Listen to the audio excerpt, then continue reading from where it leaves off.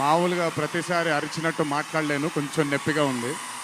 మీరు సైలెంట్గా ఉంటే మాట్లాడాల్సింది మాట్లాడేస్తుంది. ఒక్కసారిగా అర్థం చేసుకోండి.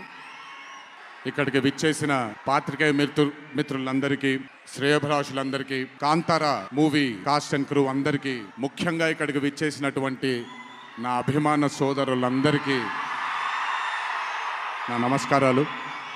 నాకు తెలిసి నా వయసు బహుశా 3 ఏళ్ళు 4 ఏళ్ళు అయి ఉంటుంది. మొట్టమొదటిసారి మా అమ్మమ్మ నన్ను కూర్చోపెట్టి, మా ఊరు ఇది కుందాపురా దగ్గరే మా ఊరు, చిన్నప్పుడు మేము కొన్ని కథలు విని పెరిగాము అని నాకు చిన్నప్పటి నుంచి కొన్ని కథలు చెప్పడం మొదలుపెట్టేది. అప్పుడు అర్థమయ్యేది కాదు, ఓహో ఇదేంటి, ఇది ఎప్పటికైనా ఇది నిజంగా జరుగుంటుందా, ఈ కథ నిజమేనా కాదా, ఇలాంటి ఎన్నో డౌట్లు నాకు. కానీ బాగా నచ్చేవి. ఆవిడ చెప్పినప్పుడల్లా చాలా ఇంట్రెస్ట్ వచ్చేది. ఒక్కసారి వెళ్ళి చూడాలి కదా, ఈ గుళిగ ఆట అనేది ఏంటి, ఈ పింజుర్లి అంటే ఏంటి, ఒక్కసారి చూడాలి కదా. చిన్నప్పటి నుంచి నాటుకుపోయింది. కానీ ఏ రోజు అనుకోలేదు, నేను విన్న ఆ కథల నుంచి, నేను విన్న ఆ కథల గురించి ఒక దర్శకుడు ఆ కథ తీస్తాడు అని, ఒక చిత్రం తీస్తాడు అని. And that was none other than my brother Rishab Shetty. The stories I heard as a child, when I saw it on screen, I was speechless, sir. I just did not know what to say. కథ తెలిసి నేనే ఇలా అయిపోతే, ఈ కథ